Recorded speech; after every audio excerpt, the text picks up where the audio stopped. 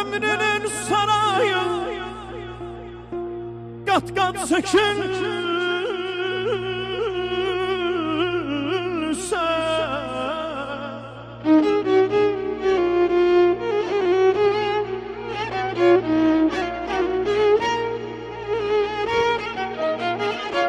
ömrünün sarayı kat kat sökülse, sakalı yakarsa, saçı tökülse, qameti eğilse, beli bükülse, yine evlad üçün bir dağdır ata, bir dağdır ata, yine bizler üçün bir dağdır ata, bir dağdır ata, arxadır ata, dayaqdır ata. Haftalarla, aylarla unuda bilməyirəm. Haray çəkən könlümü unuda bilməyirəm. Atalarım içində yadıma sən düşürsən. Bəzən dolğun baxışlı, bəzən də şən düşürsən. Yuxuma da girmirsən, yuxumda görəm səni. Axı, necə girəsən? Sən ki dünyada məni yetim qoyub getmirsən.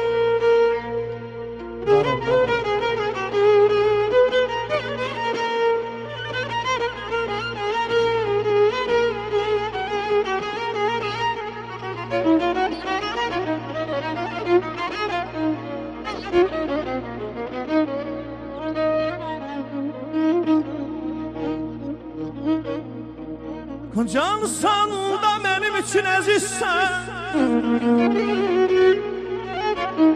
her çağına kurban olmayata, balaları qəm qüssəsiz böyüttüm.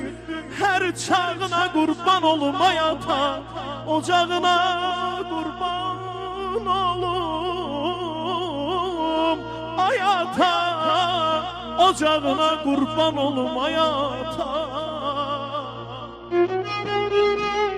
Sen atamdansa banam, sümüyüm, ətim, anam. Kəsmə ayrılıq ola, nə ölüm itim anam.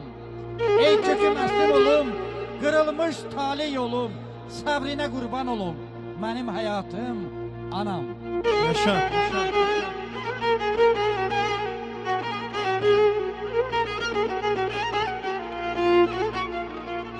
Hanım gençliğimiz zaman kocaldı,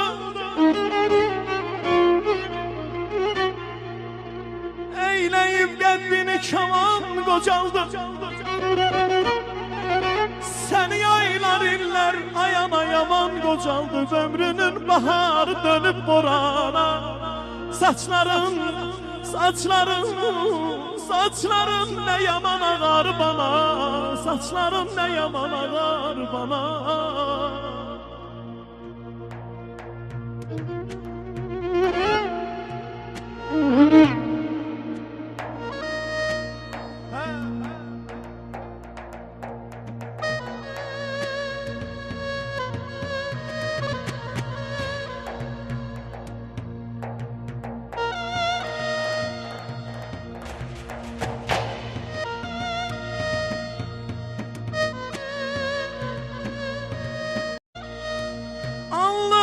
Kırışlar zəhmətinizi,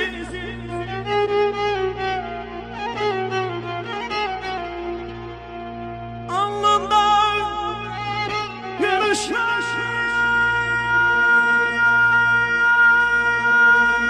zəhmətinizi.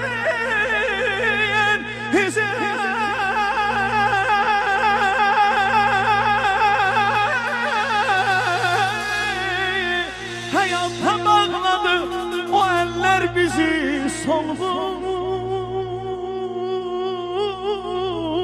ellerine kurban amana, solgun ellerine kurban amana, sana canım kurban olsun ayağına. Ay Məhəmməd, haradasa bir dərdlərimiz olanda ay müəllim, başımızı biz anaların dizləri üstə qoyuruq. Onda bu dünyanın bütün dərslərini unuduruq. Çünkü ana nəfəsində qar boran yoxdur. Dünyada ana təkligaran yoxdur. Ananın çəkdiyi azabları hələ ki Hələ ki qaytaran yoxdur. Var olun. O güzel anamızı bir alkışlayalım yürekten. Allah ömür versin size. Allah o değerli atanı gəni rəhmət eləsin. Məkanı cennet olsun inşallah.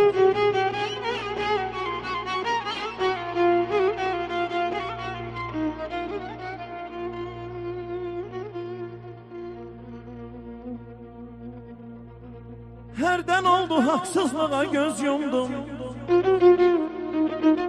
Ben bunu valideynlerin dilinden diyeceğim oğul.